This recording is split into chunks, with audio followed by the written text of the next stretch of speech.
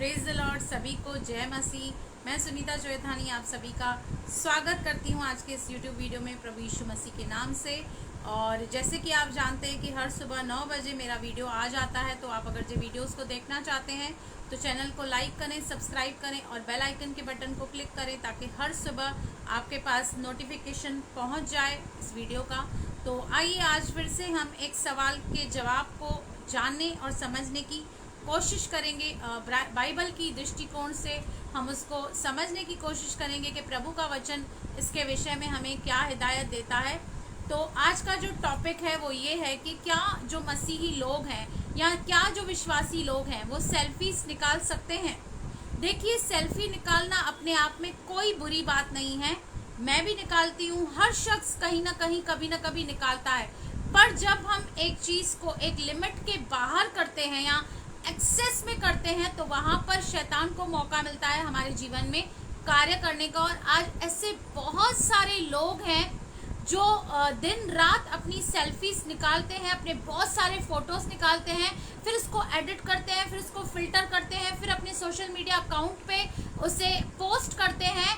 और जब उनको लाइक्स कमेंट्स आती हैं तो बहुत सारे लोग आज अपने जीवन में उन लाइक्स और कमेंट्स पर इतने निर्भर हो चुके हैं कि वो अपना सेल्फ वर्थ भूलकर सिर्फ इन्हीं बातों के ऊपर डिपेंड हो गए हैं। और जब तक उनको अच्छी कमेंट्स आती है तब तक तो ठीक है, लेकिन जैसे ही लोग उनको नेगेटिव कमेंट्स करते हैं या उनको कुछ बुरा भला करते हैं या ट्रोल करते हैं तो उसके बाद वो बहुत डिस्करेज हो जाते हैं और बहुत लोग एक हीन भावना से एक कंडेमनेशन में आ जाते हैं। तो आज हम एक ऐसे जमाने में रह रहे हैं जहाँ पे हम एक लाइक्स कमेंट्स पे हमारा पूरा जीवन एक तरह से निर्भर हो गया है। लेकिन बाइबल इस सेल्फ ऑब्सेशन के बारे में जो आज बहुत सारे लोगों को अपने प्रति है, अपनी बातों के प्रति है, अपने पिक्चर्स के प्रति है, अपनी हर एक गतिविधि के प्रति जो उनको सेल्फ ऑब्सेशन है, इसके लिए बाइबल हमें क्या बताती है हम आज वचन के द्वारा जानने की कोशिश करेंगे। और हम देखेंगे कि प्रभु यीशु मसीह किस किस्म के लोगों को पसंद करते थे।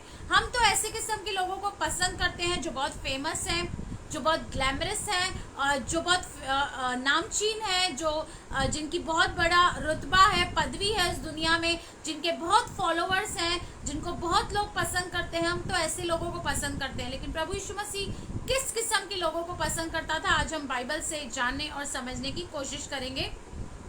मैं आपको ले चलती हूँ मत्ती 11:11 में। यहाँ पे प्रभु यीशु मसीह यूहन्ना बपतिस्मा दाता के लिए देखिए क्या कहते हैं। मैं तुमसे सच कहता हूँ, जो स्त्रियों से जन्मे हैं उनमें से यूहन्ना बपतिस्मा देने वाले से कोई बड़ा नहीं हुआ। अब यहाँ पर यूहन्ना बपतिस्मा दाता के लिए प्रभु यीशु मसीह इतनी बड़ी गवाही दे रहे हैं और कह रहे हैं कि जितने भी स्त्रियों से जन्मे हैं ये उन सब में श्रेष्ठ है, ये उन सब से बड़ा है।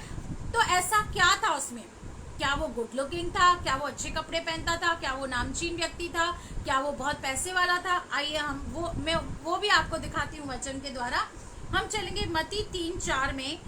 यह यूहन्ना ऊंट के रोम का वस्त्र पहने था। इसका वस्त्र ऊंट का जो चमड़ा होता था उसका वस्त्र वो पहनता था, और जाहिर सी बात है उसमें बहुत सारी दुर्गंध भी आती थी। और अपनी कमर में चमड़े का कटीबंध बांधे हुए था और उसका भोजन टिड्डियां और वनमधु था। क्या आप ऐसे व्यक्ति को पसंद करेंगे जिसका पहनावा एक चमड़े के अंगरखे से बना हुआ है, या जो टिड्डियां खाता है, वनमधु खाता है? लेकिन प्रभु यीशु मसीह क्यों उसे पसंद करते हैं, क्यों सराहते हैं? क्योंकि आप और मैं अक्सर बाहरी चीजों को देखकर, बाहरी रूप को देख के हम अट्रैक्ट हो जाते हैं उस व्यक्ति के पीछे। लेकिन प्रभु यीशु मसीह उसके मन को देख रहा था, उसकी कैरेक्टर को देख रहा था। और ये ऐसा व्यक्ति है जो अपने आप को नम्र और शून्य करता है और प्रभु यीशु मसीह के विषय में कहता है कि मैं तो इसके जूती के पैबंद को खोलने के भी मैं योग्य नहीं हूँ। और यूहन्ना 3:30 में ये व्यक्ति प्रभु यीशु मसीह के लिए कहता है कि अवश्य है कि वह बढ़े मैं घटूं। वो एक ऐसा व्यक्ति है जो सेल्फ सेंटर्ड नहीं है, खुद पे केंद्रित, खुद पे फोकस नहीं, लेकिन परमेश्वर पर फोकस है। उसका जो मुख्य केंद्र है वो परमेश्वर के ऊपर है और वो प्रभु यीशु मसीह की महिमा कर रहा है और कह रहा है कि अवश्य है कि वह बढ़े मैं घटूं। लेकिन आज आप और मैं क्या कर रहे हैं? आज आप और मैं अपने सोशल मीडिया के अकाउंट से अपने आप को ऊंचा करना चाहते हैं, अपने आप की वाहवाही चाहते हैं, अपने आप की प्रशंसा चाहते हैं। क्या हम सचमुच ऐसा कर रहे हैं, ऐसी कुछ बातें कर रहे हैं जिससे ये जाहिर हो कि हम घटे और वह बढ़े? क्योंकि मैंने ऐसे बहुत सारे विश्वासी लोगों को देखा है जिनके अगर जो आप सोशल मीडिया अकाउंट्स पे चले जाओ तो आपको उनकी हजारों पिक्चर्स मिल जाएंगी, सेल्फी मिल जाएंगी, लेकिन कभी बाय मिस्टेक कभी कोई वचन आपको वहां पे दिखेगा नहीं, कभी कोई आत्मिक बात आपको दिखेगी नहीं वहां पे, कभी कोई गवाही आपको दिखेगी नहीं। तो क्या हम ये कह सकते हैं कि वह बढ़े और मैं घटूं? ये सोचने का विषय है। और उसके बाद हम देखते हैं कि प्रभु यीशु मसीह ने कहा, अगर जी तुम मेरे चेले बनना चाहते हो तो तुम्हें अपने आप का इनकार करना है और अपना क्रूस उठाना है। तो हम चलेंगे लूका 14 का, हम 27 पढ़ेंगे। वहां पे कहता है, और जो कोई अपना क्रूस ना उठाए और मेरे पीछे ना आए वह भी मेरा चेला नहीं हो सकता। अपना क्रूस उठाने का मतलब है अपने आप का इनकार करना, अपनी खुदी का इनकार करना, डिनाई योरसेल्फ। पर क्या आज हम जो ये कर रहे हैं, जो अपनी सेल्फीज डाल रहे हैं, अपनी हर एक गतिविधि को आज हम जो पोस्ट कर रहे हैं, क्या इससे ये जाहिर होता है कि हमने अपना क्रूस उठाया है, अपने आप का इनकार किया है? हम तो अपने आप से इतना प्यार करते हैं, अपनी हर एक चीज से प्यार करते हैं, अपनी हर एक नेगेटिव बातों से भी हमें बहुत ज्यादा प्यार है। आज हम टोटली सेल्फ ऑब्सेस्ड हो गए हैं, हम अपने आप पर आज इतने केंद्रित हो गए हैं कि हम भूल गए हैं अपना क्रूस उठाना, अपनी खुदी का हमें इनकार करना है और अपने आप को भूलना है, तभी हम प्रभु यीशु मसीह के चेले बन सकते हैं। और यहाँ पे मैं आपको ले चलूंगी गलातियों 2:20 में। यहाँ पर भाई पौलुस भी देखिए क्या कहता है। वो कहता है कि अब मैं जीवित नहीं हूँ। देखिए वो क्या कहता है, गलातियों 2:20 कहता है, मैं मसीह के साथ क्रूस पर चढ़ाया गया हूँ। क्या हम मसीह के साथ क्रूस पर चढ़ाए गए हैं? क्या हमने उसने अपनी सारी इच्छाओं को, अपेक्षाओं को, अपनी हर एक बात को उसने मसीह के साथ क्रूस पर चढ़ा दिया और उन सारी बातों को वो कूड़ा कचरा समझता है मसीह की पहचान की उत्तमता के कारण? वो कहता है कि अब मैं जीवित न रहा पर मसीह मुझ में जीवित है। क्या हम ये कह सकते हैं कि अब मैं जीवित नहीं हूँ लेकिन मसीह मुझ में जीवित है? जबकि हमारे जो सोशल मीडिया के अकाउंट्स हैं वो सारी हमारी हर एक बात को बयां करते हैं कि हम कितना खुद से प्यार करते हैं, हमें अपने बारे में कितनी चिंता है, हम लोगों से अप्रूवल चाहते हैं, हम लोगों से लाइक्स और कमेंट्स को चाहते हैं। लेकिन यहाँ पर भाई पौलुस कह रहा है कि अब मैं जीवित नहीं रहा लेकिन मसीह मुझ में जीवित है। आज हमें इन सारी चीज़ों को जो हम एक्सेस में कर रहे हैं, अच्छी बात है, आप कहीं भी फैमिली के साथ जा रहे हैं और उसकी अच्छी एक मोमेंट को आप कैप्चर कर रहे हैं, पोस्ट कर रहे हैं, कोई दिक्कत नहीं है। लेकिन मैं उन लोगों की बात कर रही हूँ जो खुद से ऑब्सेस्ड हैं और अपनी बातों में इस कदर लिप्त हैं कि वो हर एक अपनी चीज, हर एक अपनी बात का रील बनाना चाहते हैं, लोगों को दिखाना चाहते हैं, हम यहाँ गए, हमने ये किया, हमने ये खाया, हमने वो खाया, जबकि अपने निजी लाइफ में वो वैसे नहीं है। हम कहीं ना कहीं एक हिपोक्रेसी को भी दिखाते हैं कि हम लोगों को दिखाते हैं I am happy, I am blessed, I am beautiful. पर क्या सचमुच हम अंदर से वैसे खुश हैं? क्या जैसे हमारा अकाउंट हमारे बारे में बयां करता है, क्या सचमुच हमारा जीवन ऐसा है?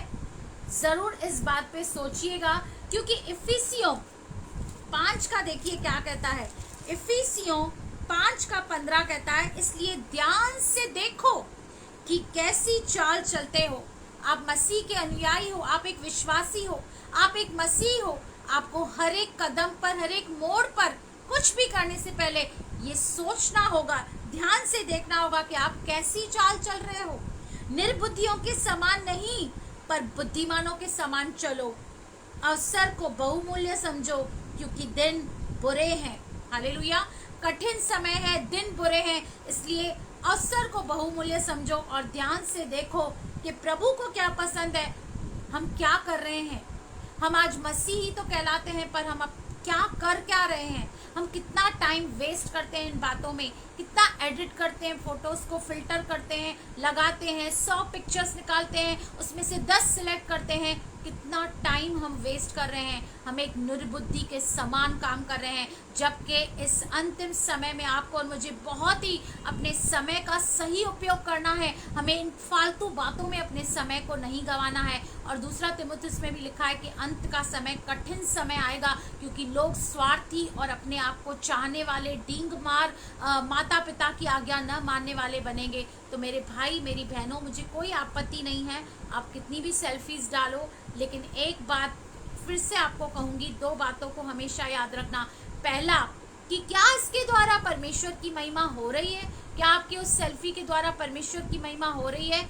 और दूसरी बात, क्या उस आपके सेल्फी से किसी को ठोकर लग रही है या नहीं लग रही है, कोई आपके बारे में क्या सोच रहा है, आप कितना टाइम इन बातों में वेस्ट कर रहे हैं। इन बातों को आप जरूर ध्यान में रखें और प्रार्थना करें। पवित्र आत्मा आपको मार्गदर्शन देगा, आपको बताएगा कि कब, कहाँ, कितना करना है, क्योंकि हमें हर एक चीज में एक लिमिट को तय करना है। हम कोई भी चीज अगर लिमिट के बाहर करते हैं तो वो कहीं ना कहीं हमारे लिए आगे चल के वो बहुत बड़ी नुकसान की बात हो जाती है। तो प्रभु इस वचन के जरिए आपको बहुत आशीष करे, इसे शेयर करें, फॉरवर्ड करें, ताकि दूसरों लोगों तक भी ये सारी बातें पहुंचे।